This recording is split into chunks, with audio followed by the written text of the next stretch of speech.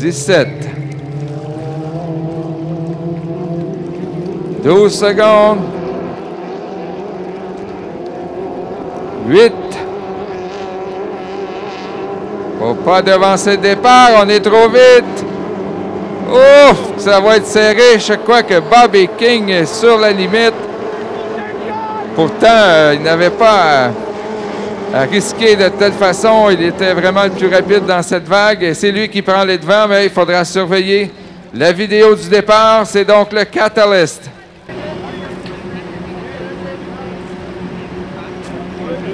En première place, de Bobby King, suivi de Dominique Demers, qui... Oh, alors, Denis, c'est confirmé, là, le Catalyst et le Wave Dancer ont volé le départ. Donc, c'est Frédéric Couturier qui serait le meneur dans le CS7. Mais malgré tout, on a seulement 4 bateaux, donc ça ne serait pas si désastreux pour Bobby King. Est assuré, s'il termine la course, au moins d'une 4e place, malgré les quelques points de pénalité. Mais notre meneur en ce moment, c'est le 7, le bateau jaune et vert de Frédéric Couturier, puisque les 2 premiers ont devancé le départ, soit Bobby King et Dominique Demers. Hop. Et Patrick Hewitt aurait la 2e position.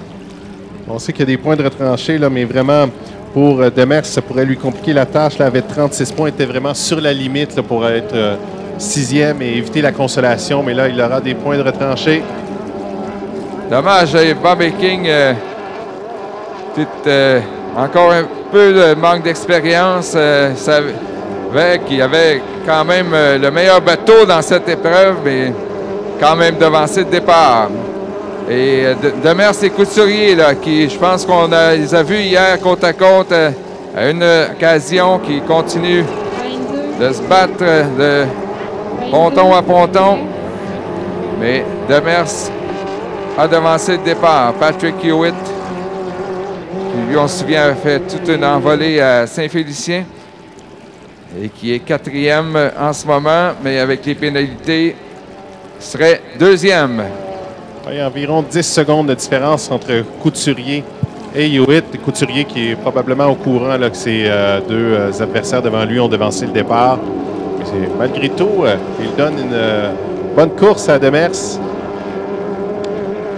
Et qu'est-ce que ça pourra changer pour Bobby King s'il finit 4e? Il devrait se classer pour la finale, mais il y aura un couloir là, qui sera plus vers l'extérieur que l'intérieur. À moins que d'autres pilotes commettent des fautes. Mais je crois que ça serait suffisant pour l'amener en finale, une 4e place.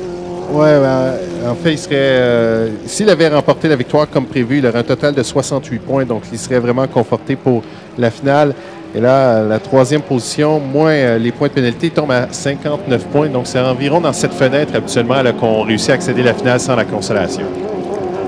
Alors, c'est toujours en 2e là qu'on voit une petite bataille. Dominique Demers, Frédéric Couturier.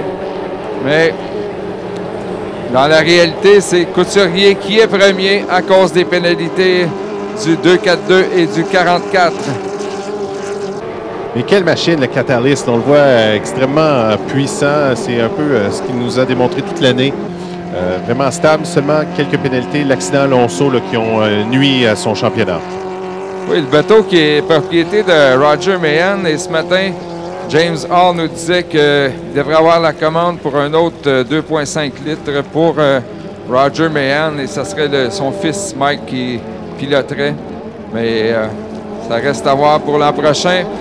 Alors, dernier virage. On présente le drapeau à Damier, mais ce n'est pas votre gagnant de cette qualification. Il a devancé le départ, Bobby King. On voit Dominique Demers. Et le gagnant, Frédéric Couturier, dans le CS7, qui remporte la victoire. À moins qu'il y ait d'autres pénalités, ça va rester à confirmer. Mais en principe, c'est Couturier le gagnant, suivi de Patrick Hewitt. Et Bobby King aura une 3e place, puisqu'il y a déjà eu 2 abandons avant le début de la course. Donc, une pénalité.